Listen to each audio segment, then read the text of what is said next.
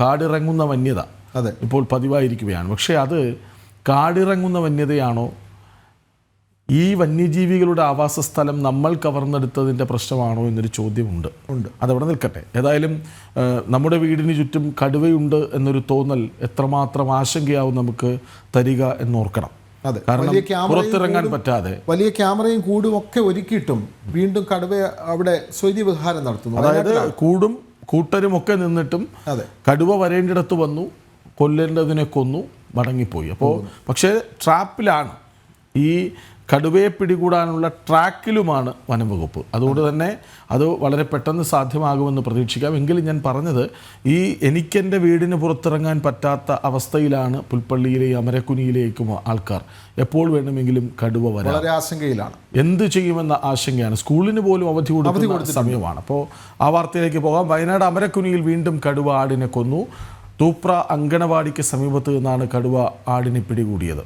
വനംവകുപ്പ് ഡ്രോൺ വഴി തിരച്ചിൽ തുടരുന്നതിനിടെയാണ് സംഭവം. ഇതോടെ ഒരാഴ്ചക്കിടെ കടുവ പിടികൂടിയ ആടുകളുടെ എണ്ണം 5 വിവരങ്ങളുമായി അർജുൻ PS ഒപ്പം ചേരുന്നു. അർജുൻ, ഈ കടുവയെ വനംവകുപ്പ് ഉദ്യോഗസ്ഥർ വളഞ്ഞു എന്നൊക്കെയാണ് ഇന്നലെ വാർത്തകൾ വന്നത്. പക്ഷേ കടുവ അതിനെയൊക്കെ ഭേദിച്ച് പുറത്തു വന്ന് വീണ്ടും ആടിനെ കൊന്നു.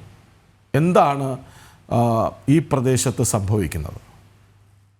Krishnaraja, Vinod, good morning. പക്ഷേ പുൽപ്പള്ളിക്കാർക്ക് അത്ര നല്ലൊരു പ്രഭാതമല്ല എന്നുള്ളത് വേണം നമുക്ക് പറയുവാൻ. കാരണം ഇന്നലെ രാത്രിയാണ് മറ്റൊരു ആടിനെ കൂടി ഈ കടുവ പിടികൂടുന്നത്. പാതിരാത്രിയാണ്. ആ സമയത്താണ് ഇത്തരത്തിൽ കൂട്ടിൽ കയറി കടുവ ഈ ആടിനെ കടിച്ചു കൊല്ലുന്നത്. അത്തരത്തിൽ വലിയ രീതിയിലുള്ള ഒരു ഭയപ്പാടിലാണ് ഈ പ്രദേശത്തെ ആളുകൾ ഉള്ളത്. നമ്മൾ ഒരിക്കലും ആളുകളെ പാനിക് ആക്കുകയല്ല, പക്ഷേ ഒരു ജാഗ്രത വേണമെന്നുള്ള നിലയ്ക്കാണ് നമ്മൾ ഈ കാര്യങ്ങൾ പറയുന്നത്. ഈ കഴിഞ്ഞ ദിവസമൊക്കെ ഈ കടുവയെ പിടികൂടുമ്പോൾ നിരവധി ആളുകൾ ആ പ്രദേശത്തേക്ക് വന്നിരുന്നു. ഫോറസ്റ്റുകാരും പോലീസുകാരും അടക്കം വലിയ രീതിയിൽ നിർദ്ദേശം നൽകുന്നുണ്ടായിരുന്നു, അത്തരത്തിൽ ആ പ്രദേശത്തേക്ക് വരരുത്.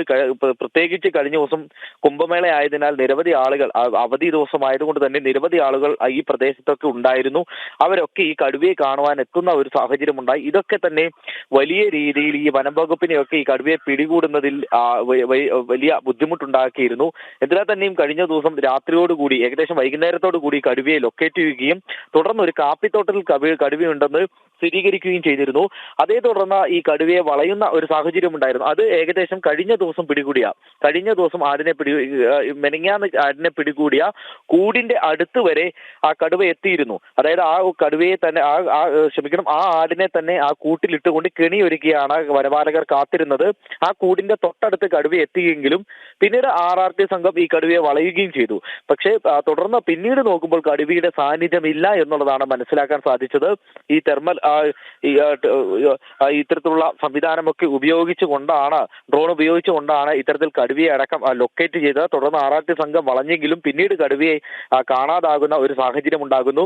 ഇത്തരത്തിൽ കടുവയുടെ സ്വഭാവം നോക്കുകയാണെങ്കിൽ ഇത്തരത്തിലുള്ള ഒരു ആടിനെ കൊല്ലുന്നു. പിന്നീട് ഈ വനം വകുപ്പ് ഇത് വളഞ്ഞു കഴിയുമ്പോൾ കടുവ മറ്റൊരു സ്ഥലത്ത് പോയി വീണ്ടും മറ്റൊരു ആടിനെ കൊന്നു തിന്നുന്ന ഒരു സാഹചര്യമാണുള്ളത്. മറ്റ് മൃഗങ്ങളെയൊന്നും ഇതുവരെ ആക്രമിച്ചിട്ടില്ല എന്നുള്ളതാണ് നമുക്ക് മനസ്സിലാക്കാൻ സാധിക്കുന്നത്. അത്തരത്തിൽ നാട്ടിലേക്ക് ഇറങ്ങി ഈ ആടിന്റെ രുചി അറിഞ്ഞതിൽ പിന്നെ കടുവ ഈ ആടിനെ തേടി തന്നെ നടക്കുകയാണ്.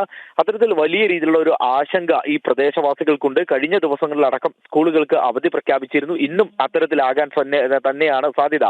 കാരണം ഇത്തരത്തിലുള്ള വലിയ ഒരു ഭയപ്പാടിലാണ് ആളുകളുള്ളത്. കുട്ടികൾക്കടക്കം പുറത്തിറങ്ങുവാൻ വലിയ ഭയമുണ്ട്. അതുകൊണ്ട് തന്നെ ജാഗ്രതാ നിർദ്ദേശം വയനാട്ടിൽ പ്രഖ്യാപിച്ചിട്ടുണ്ട്. ഈ പ്രദേശത്ത്, പുൽപ്പള്ളി പ്രദേശത്തിലെ അമരക്കുനിയിൽ പ്രഖ്യാപിച്ചിട്ടുണ്ട്. മാത്രമല്ല വനം വകുപ്പിന്റെ തെരച്ചിൽ ഇപ്പോഴും തുടരുകയാണ്. കഴിഞ്ഞ ദിവസം രാത്രിയിലടക്കം ഈ തെരച്ചിൽ നടന്നിരുന്നു. 7-8 ദിവസത്തിനിടെ ഇപ്പോൾ കടുവ കൊന്നിരിക്കുന്നത് 5 ആടുകളെയാണ്. ഒരിക്കലും നമുക്ക് അംഗീകരിക്കാൻ കഴിയാത്ത കണക്കുകൂടിയാണ്. എത്ര തരത്തിലുള്ളതാണെങ്കിലും നമ്മുടെ സംവിധാനം എന്തുകൊണ്ട് ഈ കടുവയെ പിടിക്കാൻ സാധിക്കുന്നില്ല?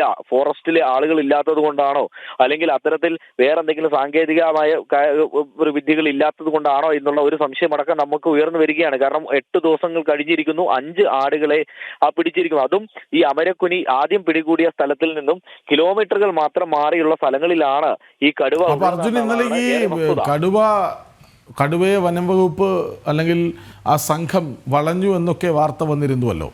അവർ നൽകിയ വിവരങ്ങളുടെ അടിസ്ഥാനത്തിലാകുമല്ലോ നമ്മളങ്ങനെ വാർത്ത കൊടുക്കുന്നതും. എപ്പോഴാണ് ഈ സംഘത്തിന് പിഴച്ചത്? തീർച്ചയായും കഴിഞ്ഞ ദിവസം DFO ആണ് നമ്മളോട് ഈ കാര്യങ്ങളൊക്കെ പറയുന്നത്. DFO പറയുന്ന ആധികാരികമായിട്ടുള്ള കാര്യങ്ങളാണ് നമ്മൾ ജനങ്ങളുമായിട്ട് പറയുന്നത്, സംവദിക്കുന്നത്. അതായത് വൈകുന്നേരത്തോടെ തന്നെ ഈ കാപ്പിത്തോട്ടത്തിനുള്ളിൽ കടുവയെ കാണുകയും പിന്നീട് ഈ കൂടിനടുത്തേക്ക്, ഇവർ സ്ഥാപിച്ച കൂടിനടുത്തേക്ക് കടുവ എത്തുകയും ചെയ്തു. അതിനെ വളഞ്ഞുകൊണ്ട് വനപാലകർ വളയുകയും പിന്നീട് ആ കടുവ പിന്നീട് ഒരു രാത്രിയോടെ ഏകദേശം 9 മണിയാകുന്നതോടെയാണെന്നാണ് നമുക്ക് മനസ്സിലാക്കാൻ സാധിക്കുന്നത്. ആ ഒരു സമയത്തോടെ ഏകദേശം ആ സമയമായിരിക്കും. ആ സമയത്തോടെ പിന്നീട് കടുവ അവിടെ നിന്ന് അപ്രത്യക്ഷമാകുന്ന ഒരു സാഹചര്യമാണ് ഉണ്ടായത്. അതായത് പിന്നീട് കടുവയെ ആ പ്രദേശത്ത് കണ്ടില്ല. കാരണം ഒന്നാമത് കാപ്പിത്തോട്ടമാണ്, അത്തരത്തിലുള്ള തൊട്ടപ്പുറത്ത് വനപ്രദേശമുണ്ട്. അതുകൊണ്ട് തന്നെ കടുവ പോകുന്നതും വരുന്നതും ചിലപ്പോൾ ലൊക്കേറ്റ് ചെയ്യാൻ വലിയ ബുദ്ധിമുട്ടുള്ള ഒരു സ്ഥലം കൂടിയാണ്. എങ്കിൽ കൂടിയും ഈ തെർമൽ ഡ്രോൺ ഉപയോഗിച്ചുകൊണ്ടുള്ള ഒരു പരിശോധന എന്ന് പറയുന്നത്, അതാണ് ശാശ്വതമായിട്ടുള്ള ഒരു പരിശോധന എന്ന് പറയുന്നത്. കൃത്യമായി തന്നെ കടുവയുള്ള അടയാളം ചുവന്ന കളറിൽ അടയാളപ്പെടുത്തുന്ന ഒരു സാഹചര്യം ഉണ്ടാകും. അങ്ങനെ ഈ കടുവയുടെ സാന്നിധ്യം കണ്ടെത്താൻ സാധിക്കും. അതിൽ മറ്റൊരു പ്രശ്നം എന്ന് പറയുന്നത്, ഈ ഡ്രോണിൽ കടുവ മാത്രമല്ല, ആ ഭാഗത്ത് ജീവനുള്ള എന്തുണ്ടോ, ജീവന്റെ തുടുപ്പുള്ള എന്തുണ്ടോ അതിനെ അടക്കം ലൊക്കേറ്റ് ചെയ്യുന്ന ഒരു സാഹചര്യം ഉണ്ടാകും. അതുകൊണ്ട് തന്നെ ഇത് കടുവയാണെന്ന് സ്ഥിരീകരിക്കേണ്ടതും കൂടി അത്യാവശ്യമാണ്. ആ രീതിയിലുള്ള ചില ബുദ്ധിമുട്ടുകളൊക്കെ വനംവകുപ്പിന്റെ ഭാഗത്തുണ്ടെങ്കിലും ഇത്രയോ വനംവകുപ്പ് ആളുകൾ ഉണ്ടായിട്ടും അത് ഡോക്ടർ അരുൺ സക്രയുടെ നേതൃത്വത്തിലുള്ള സംഘമടക്കം അവിടെ എത്തിയിട്ടും ഇതുവരെയും കടുവയെ പിടികൂടാൻ സാധിച്ചിട്ടില്ല എന്നുള്ളതാണ് ഏറെ വ്യക്തത. പക്ഷേ ഇന്നത്തോടെ കടുവയെ പിടികൂടാൻ സാധിക്കുമെന്നുള്ള ഉറപ്പ് തന്നെയാണ് അരുൺ സക്കറിയ പറയുന്നത്. മാത്രമല്ല വനപാലകരടക്കം പറയുന്നത്, സൗത്ത് വയനാട് DFO അടക്കം നമ്മളോട് ഉറപ്പ് തരുന്നു. അത്തരത്തിൽ തന്നെയാണ് ഇന്നത്തോടെ കടുവയെ പിടികൂടാൻ സാധിക്കുമെന്നുള്ള ഒരു വിശ്വാസത്തിലാണ് വനംവകുപ്പുള്ളത്. അത്തരത്തിലുള്ള വിശ്വാസത്തിൽ തന്നെയാണ് ഈ പ്രദേശത്തുള്ള നാട്ടുകാരുമുള്ളത്. തീർച്ചയായും എത്രയും പെട്ടെന്ന് സുരക്ഷിതമായി കടുവയെ പിടികൂടി അതിനെ വനത്തിലേക്ക് വിടാൻ കഴിയട്ടെ. ഈ കടുവ പരിക്കുള്ള ഒരു കടുവയാണ് എന്ന് പറയുന്നു. അപ്പോൾ അതിനെ വെടിവെക്കുന്നു, മയക്കുവെടി വെക്കുന്നതും വളരെ റിസ്ക്കുള്ള സൂക്ഷ്മതയോടെ വേണം. അതെ അതെ. പക്ഷേ അരുൺ സഖറിയ അക്കാര്യത്തിൽ മിടുമിടുക്കനാണ്. അതുകൊണ്ട് തന്നെ നമുക്ക് ശുഭവാർത്ത ഇന്ന് വരും എന്ന് പ്രതീക്ഷിക്കാം.